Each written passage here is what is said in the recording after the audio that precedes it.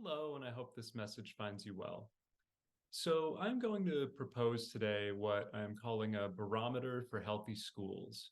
And this is really a series of 5 prompts that anyone involved in a school, teachers, administrators, students, can ask themselves in order to gauge the degree to which the school is adhering to what I would call really ideal values, values such as freedom, joy, belonging.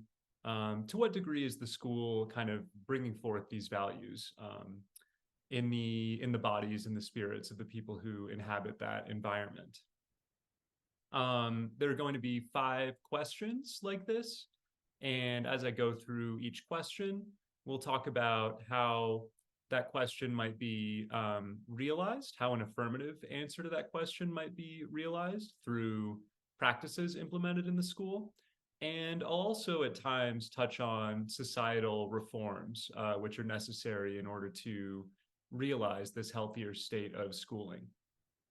When we talk about schooling, at least in the US, often it feels like the school is the sole site of reform in the society, and the school is charged with fixing all these problems much greater than schooling.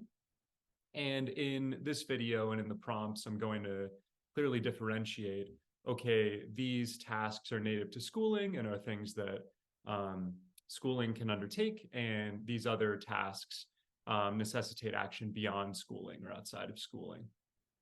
And I think it's really important to recognize that all institutions in a society are interconnected, and we can't task just one with resolving such large problems as the ones that face us today. So before getting into these 5 prompts that I'm going to list, which compose the barometer for healthy schooling, you might wonder, what is my expertise for offering such a system or model in the first place? Well, first of all, I'm a teacher, and I've taught in a myriad of different schools with different populations, different age ranges, even in and out of the country, different kinds of schools. I've taught different subjects. So I really bring a breadth of experience to the table. I've also studied education at the graduate level.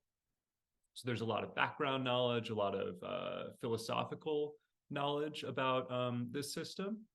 And of course, I've also been a student for much of my life. So I have that experience of, of sitting in classrooms and receiving knowledge in that way.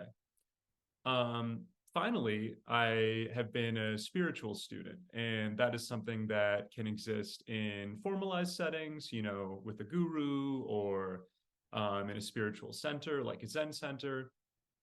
And also, it can exist and does exist independently through things like meditation, reading, mindful walking, yoga, etc., etc. And a lot of what I do just in my thinking is try to merge these sectors. We have secular education, we have spiritual education, and in the cross pollination, in examining the differences and the similarities, I think we can realize a lot of what's missing in secular education and a lot of what can be improved to make it feel more healthful, more wholesome. Um, so that's, a bit of my background as someone who would be capable of intuiting or inferring the kind of system I'm going to offer in this video, this barometer for healthy schools. So the first of the 5 prompts, and again, any of these can be addressed to a teacher, an administrator, or a student. The first is, if given other options, would I choose to come to school?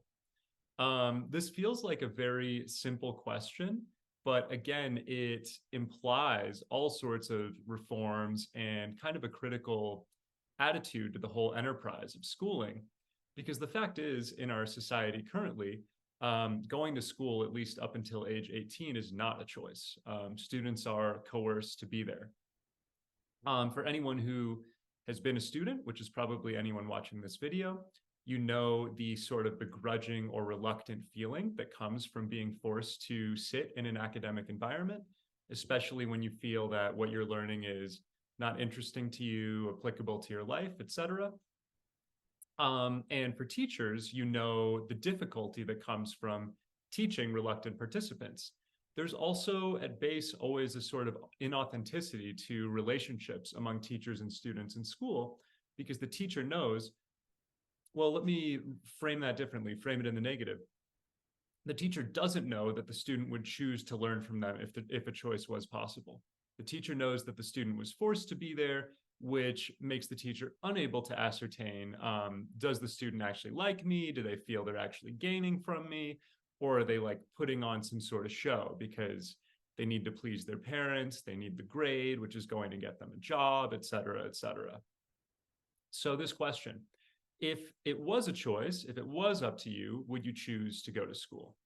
And if you were actually implementing this barometer, as a questionnaire, there could be, for any of these questions, a sort of 5 or 10 point scale where people write the degree to which they agree with this principle, or it's true for them. Yes, I would choose to be here, or no, I wouldn't. I'm coming only because I'm forced.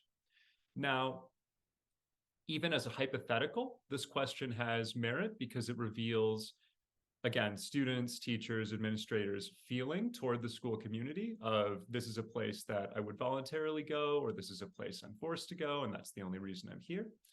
But I said that many of these, precepts or invitations are going to imply reforms, and the reform would be to do away with compulsory schooling. Now, this is a very scary suggestion for many people. I would argue that is because we live in a fear-based society, and indeed in a fear-based zeitgeist. You can see this pop up in other debates. For instance, when universal basic income is discussed, people will say, well, if no one is forced to work, then they won't do it. That's coming from a mind frame of fear. People need to be coerced to behave positively because human nature is somehow, degraded or errant. That's the supposition undergirding that mentality of fear. And the same exists in schooling. Students aren't going to go unless we force them to. Also, society as a whole is dangerous, so they can't be allowed to, wander on their own if they decide to take the day off from schooling. If we don't force them to internalize this knowledge, they're not going to be adequate citizens. Democracy is going to fall, so on and so forth. All of this comes from fear. And I would argue a reform which is incumbent upon us globally, not just in schooling, is to shift from fear to trust or play. The important questions in mentalities or vibrations of trust and play are not what do we need to force people to do to ensure that things continue in a logical or predictable manner, but what do people authentically want to do, and how can we invite them to flourish through trusting those instincts? So from this perspective, we might remember people actually love learning. That's pretty much inherent. You look at any baby, any young child, they love to learn new things. And schooling often, through its dynamics of punishment, control, linearity, boredom, etc., actually dilutes or destroys this inherent love of learning. It really perverts what is already there. So yeah, with this simple question, if you could choose to go to school, would you do so? We invite more of that attitude of freedom and of play and of following our instincts and discovering that learning is actually something that we love to do on our own, not something we need to be coerced to do. So the second of these questions in the barometer is, do I feel seen, safe, known, and respected in school? And again, all of these can be directed at any participant in the school community. Now, if you think about a taxonomy like Maslow's hierarchy of needs, this question actually strikes at the belonging category, which is one of the quote unquote lower order concerns in this pyramid. But as we know, people actually can't rise to the higher order concerns, such as esteem or self-actualization, if they don't have those feelings of belonging and love, which actually are established extrinsically. Those are things we don't cultivate on our own. We need to receive them from other people. And you could add other adjectives to this list. I said seen, safe, known, respected. You could add more adjectives that comprise sort of this foundation for human flourishing that comes from community. Now, in terms of practical implementations, this is an area where I would say the political left has a lot of purchase on the right, through what is often called identity politics or intersectionality. Really, what's being suggested is deep interfacing with community and history in order to understand students' backgrounds. So not just who is the individual before me, but also where are they coming from, what is informing that individuality, and how can I bring all of that together to arrive at an understanding deeper than again just an abstracted individuality. I would say too, this is an area where the political left has a limitation, which is converting all of that, converting intersectional data into sort of a mental abstraction and failing to see the individual in front of me. So if I say, all Black students are a certain way because of a historical reality, or all Hispanic students are a certain way, then I'm forgetting that there are, of course, infinite deviations from those norms. And so this is sort of a bifurcated or a dualistic approach. On the one hand, there is mantling this sort of background data, this historical knowledge in order to know something about the individual before they even walk into the room. On the other hand, there is the quality of forgetting. And we all know from, say if you're in a partnership, forgetting is just as important as remembering. Being able to wipe the slate clean and meet the person anew each day and not sort of truck in all yesterday's baggage. So in schooling, in order to continually approximate this state of making sure everyone in the community feels seen, safe, known, and respected, we need to both study and bring to the fore these larger visions or portraits of who each member of the schooling community may be. And we also need to be able to forget that stuff in the moment and just witness whoever is there before us. So the third question applies just to teachers, but it also implies or resounds to students, because students obviously are teachers' audience and thereby teachers' evaluators in some sense. And this question is, are teachers chosen and held with respect and intimacy? Now, the way I wrote this question is very intentional. Indeed, I would say every word matters. So if we think about respect and intimacy, what is implied by that in order to curry those qualities in the relationship between teacher and student? Well, the teacher needs to enact self-revelation. The teacher needs to be vulnerable. They need to be charismatic. They need to show up as an actual human being, not just as a distributor of the curriculum. So often in teacher education, teaching is framed as this sort of scientific thing. There's a lot of literature on this. Someone named Ralph Tyler invented this current method of assessing or understanding curriculum, where basically the teacher is taking a set of goals that they want students to reach, and they're designing activities that are going to help the students reach those goals, and they're using kinds of assessment in order to gauge the student's progress along this line. Anyone who has studied education or been a teacher, this language will be very familiar to you. What is not often talked about is, how do I form a human-to-human connection with my students, which is going to make them want to learn from me, which is going to make them actually value what I'm saying, not just as something that's being arbitrarily prescribed to them. An easy way to kind of step outside of schooling's framework and think about this is to think about mentorship. So we've all had teachers who were assigned to us, but we also all have mentors that we've chosen organically, right? I want to learn from this person because I want to be more like them. Through self-revelation, the teacher makes this more likely. They are showcasing vulnerability, they're inviting students to share with them in that vulnerability, and they are really making possible a kind of organic, spontaneous community that doesn't necessarily exist in schooling without those things. Now, also in the question, there is the word chosen. Teachers are chosen and held with respect and intimacy. This implies a massive reform. So currently, especially in K-12 education, but even at the university level, depending on whether you need to take a certain requirement in order to graduate from your major and only a certain teacher, offers that course, um, teachers are assigned to students. Students have no say in the matter. And there may be no escape possible if a student really dislikes a teacher or even is being harmed by that teacher. So instead, what I'm proposing is students should actually exercise choice over whom they learn from, what they learn about with that person, and for how long and in what context. The only danger here is that the teacher's feelings are going to be hurt, or that some teachers won't have any students because no students will choose to learn from them. And I say, well, fine.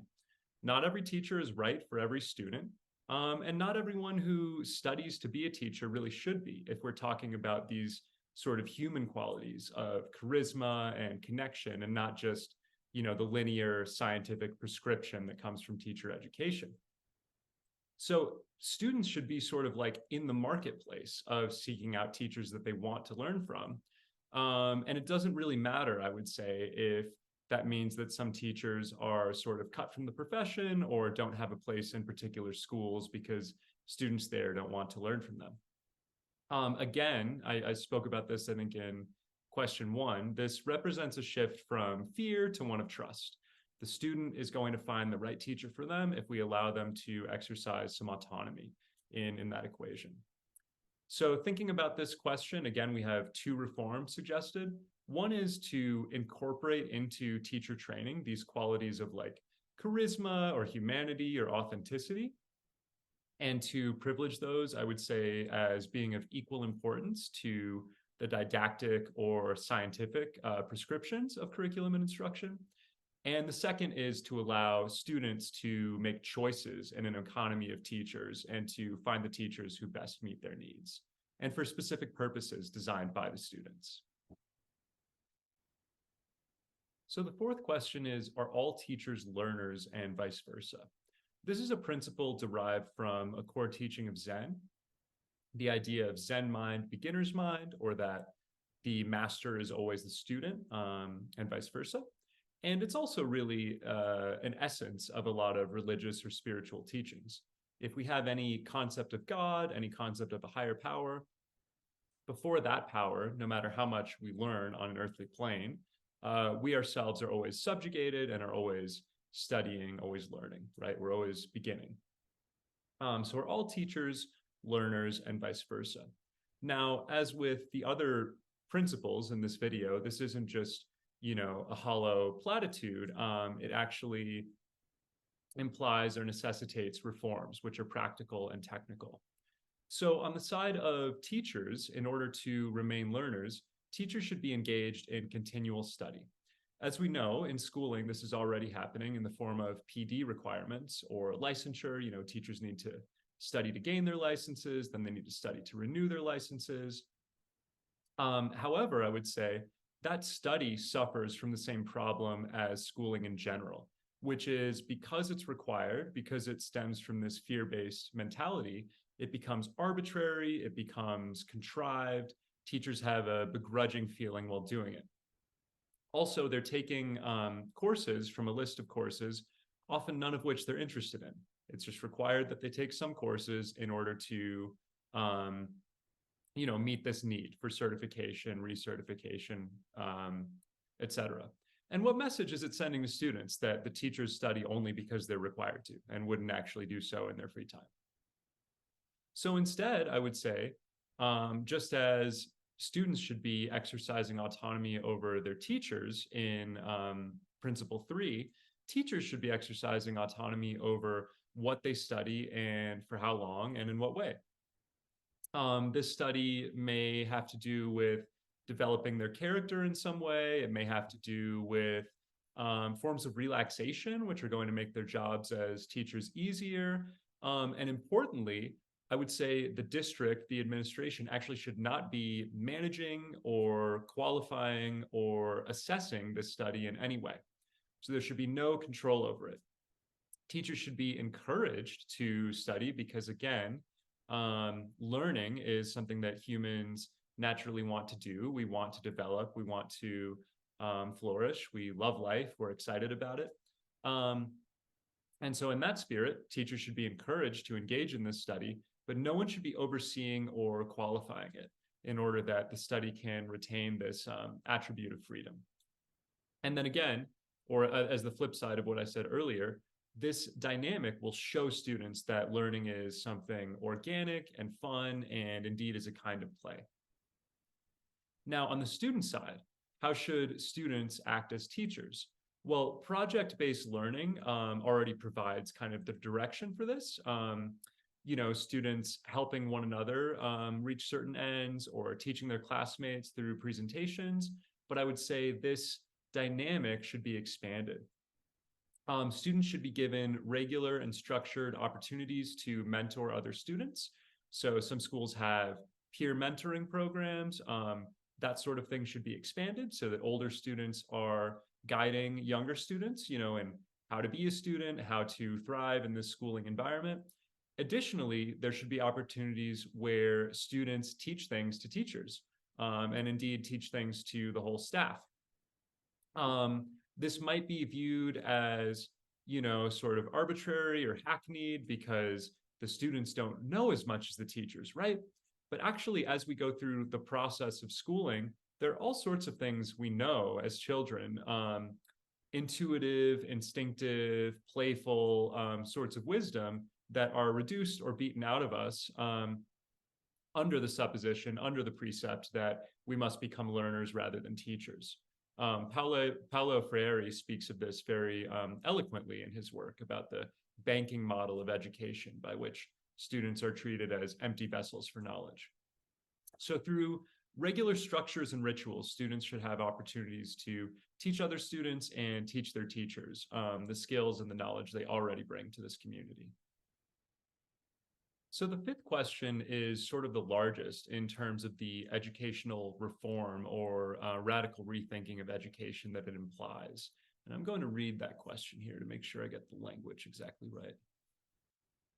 It is, are subjects, courses of study, and pacing radically customizable and freely chosen? Are subjects, courses of study, and pacing radically customizable and freely chosen? Now, I have an essay which gets into this territory on my website, and I'll include a link here. And that essay is called Reincarnation as Educational Heuristic. It speaks to how the philosophy of reincarnation, which occurs in multiple religions, sort of bespeaks an educational framework that we might co-opt and bring into secular education in order to usher in more freedom, more play, and more joy in learning. So if you think about it, learning in life does not occur in a linear fashion. It's often circular or like a spiral, and we touch on different topics periodically and master those topics sort of in discursive, unpredictable fashion. It's also radically customized to the learner. This is a framework where reincarnation, you don't need to believe in reincarnation, but reincarnation really primes us to see this. Some people arrive in life already masters of certain skills and completely ignorant in other skills. And for other people, the case may be the total opposite, right? So, for example, being like practical and task oriented may be very challenging for one person and easy for another. And being introspective may come quite easily to the first person and not to the second, something like that. And through life experiences, we are able to share our mastery with others and then develop the skills at which we had sort of a lower starting point. And all of this happens very naturally because life, nature is able to give us tasks and challenges that meet us where we're at. All I am suggesting here is that schools should approximate the exact same process. So rather than saying there are these series of tasks, of assignments you must complete in order to earn this degree, which then will get you to the next point, schools should have as many possible points of entry as would be practical. And really, there should be no linear or prescribed pathways through the system. Instead, people should be able to take whatever they need based on their disposition at that exact moment. And there should not be something which comes after, for which this first experience is a prerequisite. Rather, it can sort of be a free economy of learning, like a grab bag. And I spoke about how spirituality informs a lot of my thinking, and spiritual centers offer a different kind of education, which shines a light on the gaps in secular education. Well, there are other systems emergent in our zeitgeist that model this same form of learning. And I would argue that's a major reason that so many people are so dissatisfied with schooling at this moment. So, for example, with the internet, I can learn about whatever I want, whenever I want, at a pace that's right for me. I can do this through reading things like Wikipedia, or watching YouTube videos, or I might have a tutor who's customizing a pathway of learning just to me. And I can do all of that sort of on my own timeline and in response to my own interests. Um, to the degree that secular schooling or traditional schooling does not adapt to the existence of this kind of system, which very much parallels spiritual education in its freedom, its openness, its diversity of method, to the degree that secular education does not meet this challenge, it will continue to suffer and dwindle, and people will continue to disrespect it. So there's an invitation to secular schooling to open up the entire methodology to as many learners and as many pathways as possible. We do have some frameworks that kind of get at this direction within secular schooling. So inclusive education, universal design, these are some ideas which come to mind, but I'm suggesting that the system must be broken open to a much larger degree so that really there is, in a sense, no framework. Instead, schooling becomes just a center, a refuge of learning to which people go when they want, for the purposes they want, and in which they learn in whatever way is best for them and at their own pace. It's really more like a library than what we currently think of as a school. So I'm going to read something I wrote at this point because I like the language and I don't think I could say it better, sort of spontaneously. These simple questions and their associated reforms open onto an educational vision in which school is an oasis to which students turn for the purpose of learning, and one in which they feel safe and loved, exercise autonomy over their choice of teachers, whom they also love, experience parity in these relationships, and learn what they want, for how long they want, and in the exact ways they want. The gap between a system like this and our own is mind-boggling, and yet examples exist in the present which can be used both for inspiration and for strategy formation. So 2 examples I've given of other forms of education which sort of hazard, reforms for the secular system. 2 examples are spiritual education and then the internet, technologies like YouTube, Wikipedia, so on and so forth. I've offered only 5 questions here, and I'll read the 5 questions again just to encapsulate this point in the video as a summary. If given other options, would I choose to come to school? Do I feel seen, safe, known, and respected at school? Are teachers chosen and held with respect and intimacy? Are all teachers also learners and vice versa? Are subjects, courses of study, and pacing radically customizable and freely chosen? And just to reiterate, all of these questions can be asked in different ways to teachers, students, and administrators. They can be coupled with, methods of assessing or evaluating the answers. So, for example, a 10-point scale, and people write the degree to which they agree with that prompt. And all of these questions, in some ways, entail reforms. So they are not meant to be just ported into schools as they currently exist, but meant to be invitations or challenges for schools to evolve from a framework or a vibration of fear to one more of trust and play, which again is, I think, an evolution that is already happening in our zeitgeist and undergirds or belies so much of the friction, so much of the chaos we're seeing in our world. That people want to make this sort of evolution, and it's very, very difficult because of the stressors and the histories into which we've been born.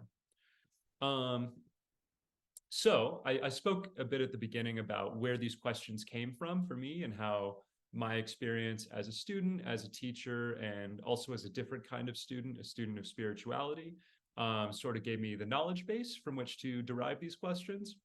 I would invite everyone listening to this video to derive some of your own questions that might serve as or expand the barometer for healthy schooling. I would say each of us, whether we're a teacher, student, administrator, or just someone thinking about education, we have frustrations. We have sites of depression that have been incurred from schooling. And each of those emotions, if they're really examined, can sort of crack open and bestow other questions that might be added to this list that I've given. So I would invite you, after listening to this video, to be a participant with, a collaborator with me, and offer questions of your own that might amplify this barometer for healthy schooling. So thank you very much for listening, and I hope you have a blessed day. Goodbye.